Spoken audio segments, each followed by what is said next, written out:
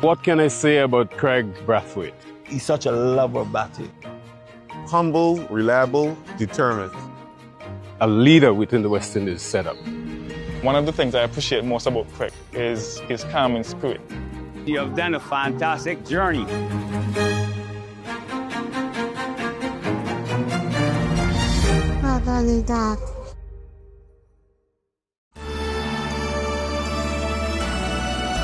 Grenada is a special place. To be here at this point is something that words can't explain. I'm very happy and thankful to be here. Honored to be playing for West Indies, to be here at this point.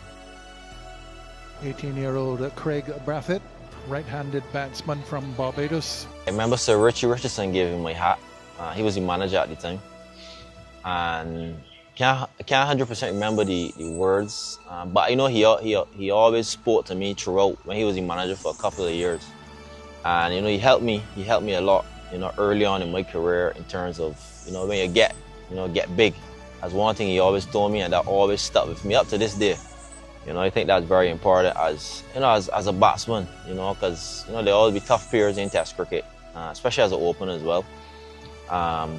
But yeah, that was a proud moment. I still have the picture home, with the hat, and almost in disbelief still when I was going back to the hotel in St. Kitts, at nights, and everything. But it was a great experience, and the guys, welcomed me, Sammy and as I say, Sarwan really looked after me, so I felt part of the team. Will be Kraigg Brathwaite to face his first ball in Test cricket, age of 18. I would have been around for the first Test, which I didn't play, in Guyana, and I think Shivney Raishanapal played, who was one of my idols, looking at, and Ranarest Sarwan. So coming into my first game, my father was coming in and stuff, so it was a lot of excitement around it. It was a great experience for me, against a decent Pakistan team. And he gets away with a boundary, so he's off the mark. Getting my first runs with a boundary, through backward point, seeing my father celebrating like if it's 100. That was very, very touching and special for me. Dad is over the moon. I mean, I wasn't there in person. I remember I was at home and my entire family was at home and everybody was gathered around the TV to see Kraigg make the debut. It was a very exciting time and was a bit gutted when he got out as usual, but I mean, that's just part of the emotions. Early in Kraig's career, I would tell Kraigg I would feel like I was batting with him, nervous at every ball. As the career went on, it kind of settled down, but in the early stages, you're excited, you're nervous, you just want to see him do well. I think from a young age, going and watch my father play, BCL cricket across the pasture out Belfield. That would have given me the inspiration to want to play cricket. I know from a young age I understood my strengths and weaknesses. I think my father did a great job, and it's something I always had a determination to. I'm going to get 100. I myself was a cricketer, but not at the level of where he went. From early in his life, he was playing cricket in the house, knocking around the ball, and I would just throw it at him and so on and so forth. And after he went to primary school, he took up cricket and he loved it, and he played a fair amount of it, and he enjoyed that a lot. So from then, he got into cricket, and that's how he really started. From a very early age, well, he was living with me, but that was a little distance from Wonders. So his grandparents were close to Wonders, so I allowed him to go up there on Friday, so that early Saturday, he'd be able to walk across as such and go and practice. I went to Carlton for one weekend, but then I ended up going to Wonders in the junior program. And I think, from there, that really molded me, and made me aspire, because I remember we went to England twice. I mean, funny enough, we going to England tour right after this, the junior program. That gave me a lot of inspiration, to wanna tour and play cricket.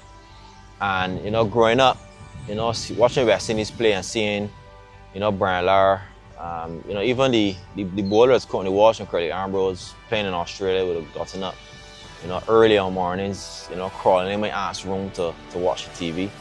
And then going to the old Kensington to watch Test cricket was something so special to me. you know, going and watch, you know, the guys play and let's say Brian Lar walking out, you know, down that stairs, walking out and seeing him do that dip, and, you know, it's something that really inspired me. I just had that hunger, you know, when we warming up at Conmere, like I used to always want to finish first when we running laps. You know, never talking in stretches is, I think Mr. Roddy Eswick did a great job at Conmere, but, you know, all those things, you know, as a youngster coming out, especially my dad, you know, really inspired me to want to play, you know, for West Indies. In 2007, Kraigg to me at 15 years or so, I said to him, what do you want to do in terms of cricket? Most young people would say, I want to play Test cricket. Kraigg said to me he wanted to play 100 Tests. When you look, he broke Sir Gareth Sober's record of 86 consecutive Test matches. That shows his stickability, that shows his discipline, but it also shows a lot of character, that you can have a dream and you set out to fulfill it. He's a lover of batting. He puts pride on his wicket. You know, from a very, very early age at school cricket, you're playing against men. He made 250. That same year, he made 5 on the 1500. So it just shows you his power of concentration. And he used to write on his cricket bat the hundreds that he made. You know, at one stage, I lost count because at 15, he was very close to 50 hundreds in his career already. You know, he always had a mentality, you know, to want to score hundreds. My first 100 against New Zealand was a feeling I can't really describe. You know, going back to the hotel we were at Hyatt, and just could not believe that I scored 100 for West Indies. You know, that really meant a lot. And that helped me going forward to know that I can get it done, because New Zealand was a young team at the time. You know, Brandon McCullum was the captain, and, you know, they were doing very good things. And to get it against them, you know, I felt really proud, and that gave me the belief that I can get the job done. I think all of my Test centuries so far have been special to me. I think the two, one against Australia in Australia and one against South Africa in South Africa, those one, well, we lost one of the games and then we drew the next one. But those were special because they were #1 at the time. So, like, you know, my emotion towards when I was celebrating 100 was a lot.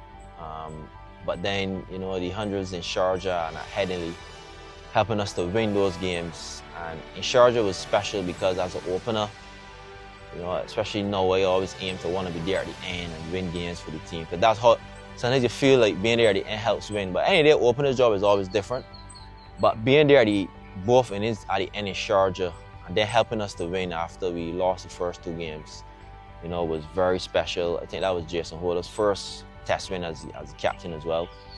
And then in England, in the second Test, you know, scoring the 100 and the 95, and us winning that game and draw the series 1-0 at the time, after getting trashed at Edgbaston in the first Test, the pink ball game.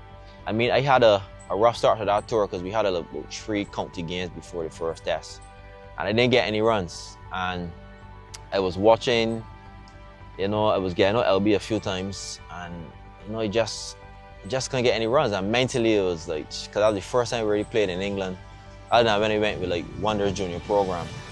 And, you know, we had a psychologist at the time, Steve Sylvester. I must say he did a good job. And, you know, we would have had a chat, and you know, the coach at the time, you know, Stuart Law, you know, he gave me 1 or 2 good advice as well. And so the first Test I made 0, and then I think 30 odd. And, you know, felt good in the second innings, but, you know, didn't get the runs in the game. So mentally, it wasn't easy, you know. But, you know, that, as I said, that belief, had a good practice session. You know, I remember a few sessions before, and, you know, I just had to believe in myself and go there and work with your plans, stay as still as possible, and then to get those runs at that stage and help us to win the game. You know, obviously, just give it that story to just let you understand the feelings behind performing in Test cricket. Because, you know, he didn't get any runs in none of the games. A lot of guys got some runs, and it was a tough time. And then to go there and do it at Headingley, you know, with a packed crowd, and you know, that was an amazing feeling. Then the 100 at home, you know, I would have played before that, I think 6 Tests at home, so that was my 7th. And, you know, I never, obviously want to get 100 at home, you know, it's something that I wanted to do. And I think obviously probably putting a bit too much pressure on yourself, you know, your family there and friends. And to do it there and help us draw the game after England scored over 500 runs. And this is the reward for monumental effort and concentration and a lot of skill as well. Yeah, superb from Brathwaite. Don't waste form when you find it. But as I said, all 12 so far has been amazing, and all has its challenges.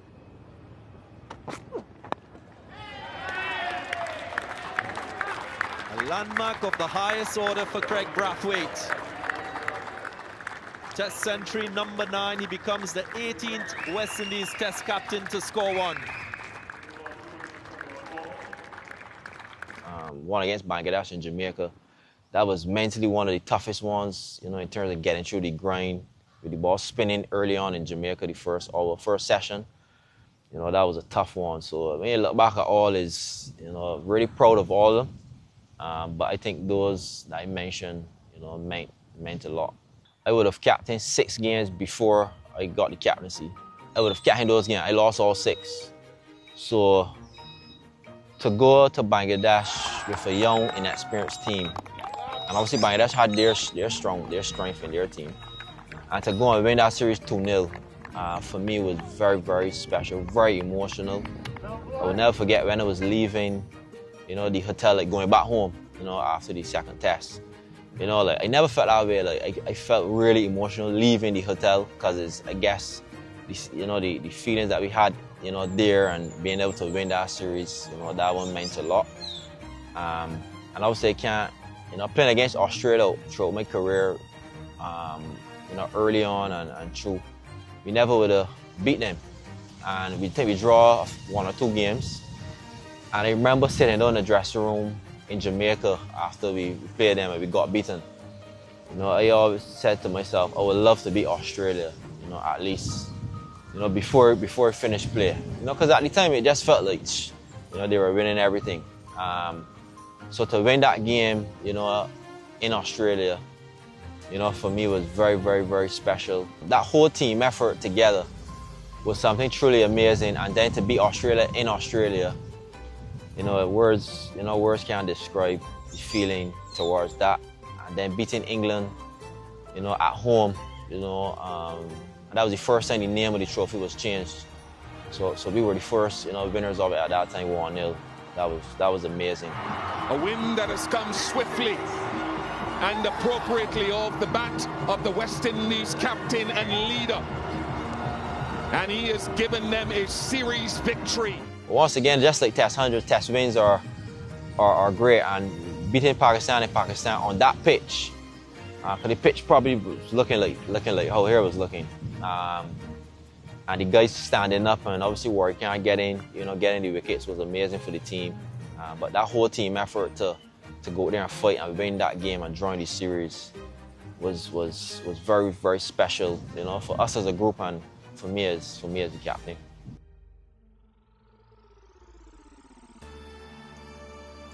Test cricket is a real test of character and test of your mind, and mentally you gotta really be strong. It's evolved a lot. Firstly when I played, I didn't have much, let's say, scoring, attacking shots at the time. But as I said earlier, that was one thing I knew from young. So I would have basically just waited until I get what I want. And that's kind of still how I play my game now, but obviously I expand on, probably the top hand through the offside, driving on the front foot, that's improved. The cut shot has always been decent, but I think over time it has gotten better. But yeah, I just think from early on, bowlers work out certain stuff. I mean, up to now they still do. But it's just finding ways, because at the end of the day, it's about scoring runs. So, like for a spinner, a sweep shot and all those stuff is not something I would have done earlier in my career. But, as you progress and develop, and guys finding ways to out you, ways to stop you from scoring, you always, after every tour, up to this day, you still got to always work at how you want to improve. And that's one thing that's very important. I think as West Indian batters, whenever we leave a tour, I think it's important that when we go and practice, we practice with a purpose and practice with a plan on how we want to score runs against. We play in Australia, they got 4 world-class bowlers. How are you going to do it? And when you're practicing, it's practicing on the hoe. And I think that's been very important for me in my career. I've never been perfect throughout my career. It's happened when, fatigue and stuff, and mentally you may not have been as strong as you should be. But I think once you aim for, at least 95% of the time, having that deep belief within yourself when that bowler runs up to know you're prepared mentally, you're prepared physically, batting wise, and you have your plans in mind, each bowler, because it's important to have a plan for each bowler, how you want to play them. Every bowler is different. I think once you can have that deep belief within yourself and know you can get the job done, I think that pulls you through Test cricket.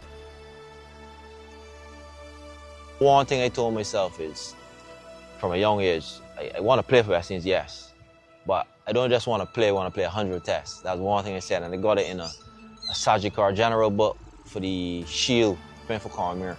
That was some questions I was asked, and Mr. Esther always tells me about that. And that was one I said, I want to play 100 tests. I set my mind to do it, to not just want to play and be another fixture like playing for West Indies, but I want to have an impact and play 100 games. And that's my inspiration. And from a young age, you can set your goals and targets that you want to achieve in life. And work hard throughout the tough times, throughout the good times. Stay disciplined, never take it for granted. You play for West Indies, you get this, be happy with it, and then fall off. To be able to do it, throughout, and that's something I want to be able to inspire, youngsters to, to want to do. Set your goals from a young age. I set that goal when I was probably 14 years old to play 100 tests. And now I'm here, 14 years, playing for West Indies, and, very thankful, and just want to be an inspiration, for younger guys to follow.